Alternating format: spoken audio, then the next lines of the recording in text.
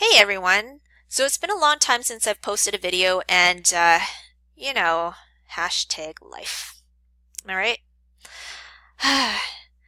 I've actually recently become a science teacher, and so I've been wrapping my head around that, and that's been my focus. So anytime I get to come back and make math videos makes me really happy because math is awesome. So thank you so much for making requests. I know a lot of you guys want calculus and vectors videos, and I gotta be honest, it's probably not going to happen for a while just because I really need to be able to teach it again to be able to post like really good material. So until I've actually taught it again, I probably won't be teaching it to you guys. I'm sorry. I know you guys will do your best and I am rooting for you. So ask me questions if you have questions, but no calculus and vectors videos for a little bit. But you guys have been requesting like imaginary numbers and complex numbers videos, which is something that is up my alley. And so I would like to teach that to you today. Okay, now starting off, there are a whole bunch of different types of numbers, and most of them are ones that you've seen before, which are called real numbers, and that consists of natural numbers, whole numbers, integers, rationals, and so on. But there is a whole other set of numbers that you might have kind of glimpsed at in grade 10, which was the square root of negative numbers. Sorry, square root of negative numbers. And that is something that you might have seen when you were doing the quadratic formula, trying to find like the x-intercepts. And anytime that you saw a negative number under the square root, you're like, uh-oh, problem.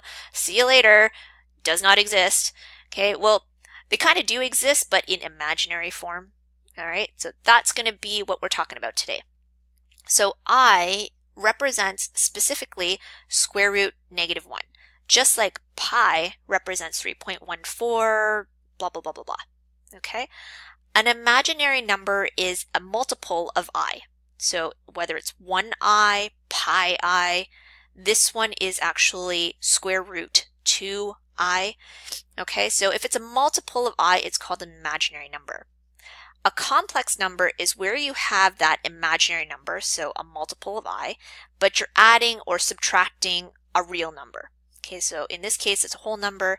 In this case, it's a rational number. There we go. Okay, so that is a complex number, which is a combination of the two. Going into some questions, by the way, I'm going to be putting grade 9, 10, 11, and 12 questions in this video, and there are quite a few, so I'll be going kind of fast, and if you don't understand it, just slow it down, or it might be because you haven't learned that material yet in school. Okay, so that's okay. If you have questions, let me know in the comment section. Okay, the first question is, they've given you this polynomial, and they've said, identify the real number part and the imaginary number part. Okay, so the real number would be the one that you recognize by itself. This is an integer, okay, and so we have negative 10. Now the one that's attached to the I is your imaginary number. This is a multiple of I, and those two together will make your complex number. Okay, so I also want to show you how to simplify and evaluate these i's.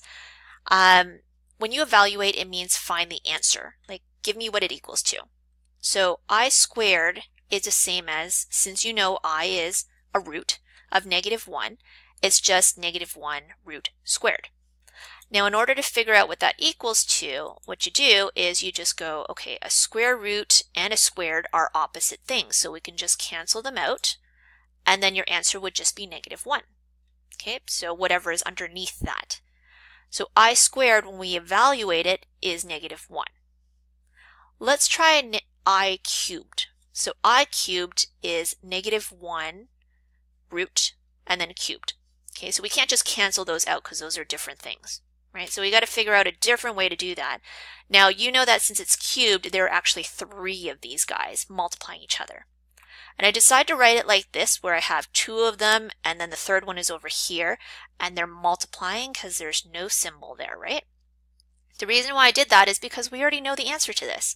It's right here, right? Isn't that all negative 1?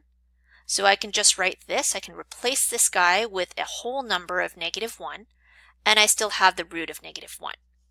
So we would actually write it like this, which is the negative 1 as a whole number on the outside. And I don't write the 1, it's invisible, but it's there.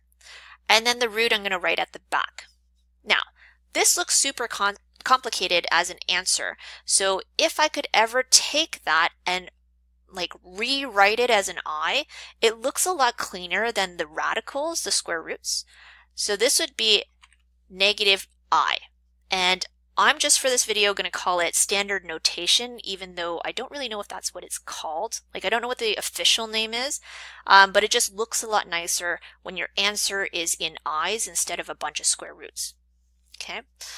All right, so pause the video here. I would like you to try this one on your own. I'm going to fast forward it for time's sake, but try it out on your own. So I to the power of 9, I got the answer I. Okay, now simplifying. Simplifying means you don't need to know what the answer equals to so much as I just want you to make it look simpler. Okay, so this looks super complicated, but if you take a look at it, it kind of looks like something we've seen in grade 9, where we have two binomials and we're just adding them together. Okay, so these i's could easily be like x's. Okay, and in which case you would just collect like terms. Take off the brackets, nothing changes because you had that positive in the middle, right? And then you collect your like terms, there are your whole numbers, and then there are your variables. Okay, and then you just put them together. So 7 plus 3 is 10. 2i minus 5i is negative 3i. So it really doesn't matter which one goes first, your negative 3i or your 10. Just make sure that you don't put them together because this is not 7i. Like 10 minus 3 is 7, and I, these are not the same. You can't put them together because remember, this is a whole number, and this has a root at the back. Okay, so they're not like terms. That's our final answer, and we just leave it. So this one over here is a monomial multiplying a binomial, and so we just do distributive law. Okay, so 3 times 6 is 18, you got your I. 3 times 7 is negative 21. I times I is I squared. And normally you would think, oh, I'm just going to stop there. But actually you go farther because you know that this will convert into a regular number. Just like we had done that already, didn't we, in question 2a? Like we know what this equals to. Isn't that just negative 1? So if you can go farther into changing, your i's into regular numbers, do that. But this one, I don't want to change it into the regular number square root negative 1 because, again, I want it in standard form, so I don't really want it in radical form. So what I'm going to do is negative 21 times negative 1 is going to be positive 21, and that's how I'm going to keep my answer in the final step. All right, simplifying into standard form. So like I said, I don't want the radical form. I want it to look like i's at the end because they're just more visually appealing. And the way that we do that is, for this question, you're going to try to take out that I. So I'm going to separate the negative 12, into a 12 and a negative 1. Make sure you have the square roots over each, because if I multiplied these, I would get the negative 12. Okay, so here's your I right there. And so that was easy. I'm just going to rewrite it as an I. And this radical you can easily simplify, just like in grade 11 where you try to pull out that perfect square. So the perfect square here would be 4, because 4 times 3 will give you the 12, right? There's your I, and you can square root that 4 into a whole number 2. There's your root 3 and your I. Now you can leave your answer like that, but I see that a lot of times they actually write their answer with the I in front with the 2, because technically all three of these things are multiplying each other. Really doesn't matter which order you put it in, but apparently this one looks better, and that's what math teachers prefer. Okay, so let's try another one, going on to the second one. Again, you want to pull out the I, so the root negative 1. So here is root negative 1, you got your positive 27, those two together would have made your negative 27, and then you are going to convert it to an I. Break down the root 27 if you can into a perfect square root. Okay, that's going to give you your 3, and then you still have your radical 3. And since these guys are both whole numbers, you multiply them together as a 6, put your I in the front, and then your radical at the back. Okay, so this is something familiar from grade 10 where we would be like, okay, try to find the x-intercepts with the quadratic formula. We get a negative underneath the square root sign and then we stop. So we're not actually going to stop here. We're going to keep going and write it in our imaginary x-intercepts. Okay, so you have a positive negative, which gives you 2 x-intercepts, and these ones will be imaginary.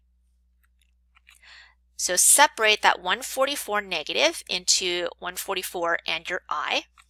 Okay, square root of 144 is just 12. So this already looks a lot nicer than that. And then what you do is you just simplify further. So 10 can be divided by 2 and so can the 12. So you have a final answer of 5 plus or minus 6i, which means you have 2 imaginary x-intercepts, 5 plus 6i and 5 minus 6i. Okay, so solving. Solving means tell me what x equals to. So you just do what you normally would do. I want to get rid of this square, so I'm going to square root both sides. And then we would normally stop because we'd be like, uh-oh, square root of negative number. Now we know that we can separate this into square root of negative 1 and square root of 60, which will give us square root of 60. Where's my cursor? Right there. And then your I. And remember that anytime you square root, you're going to get that positive negative answer because you have 2 potential x-intercepts for this quadratic. If you can break down that radical, I would expect you guys to be able to do so into 2 root 15. So I'm going to keep going because I'm running out of time and I know that this is something that you should know and we've done a couple examples now. Okay, so I would just leave it like that. In this example, it looks a lot more complicated. So x is all the way hidden in here. We'd want to get rid of the 5 and slowly work our way into this. Okay, so since that's a multiply 5, let's divide by 5 on both sides, and you're going to get something like this. Get rid of the squared by square rooting, both sides. Okay, so there's the problem right there. Convert this into standard form. Okay, so square root 16 times square root of negative 1, which is your I. Positive negative as your answer, since you're square rooting. Okay.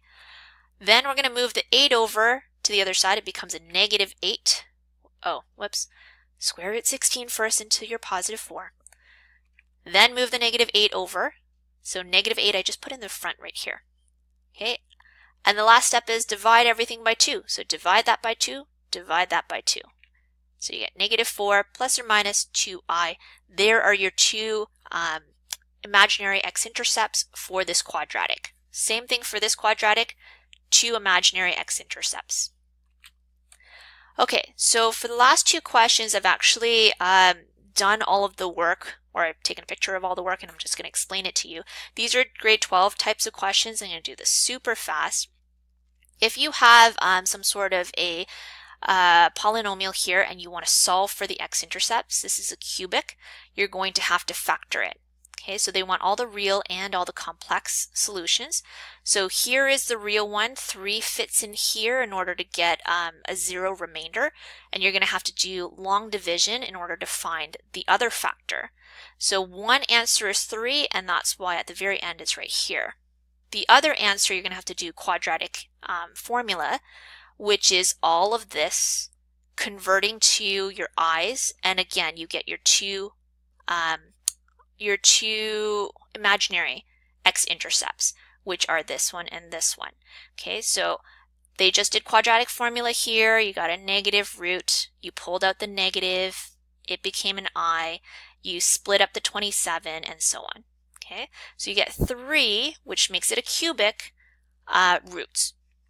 Now the very last question is to get you to create your own polynomial equation, degree 3, so 3 x-intercepts with 2 of them here and then 1 of them here. So your x-intercept right here is going to be the positive 4, and 3 plus I is right here, 3 minus I is right here, and you put x minuses in each one. Okay, so that when you pull them out, they actually become the positives.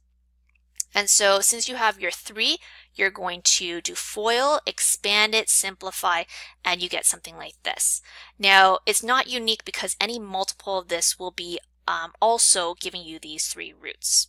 So that's pretty much it. I'm sorry to rush, but I get cut off at 15 minutes. So see you later, guys. Hope you have a great day.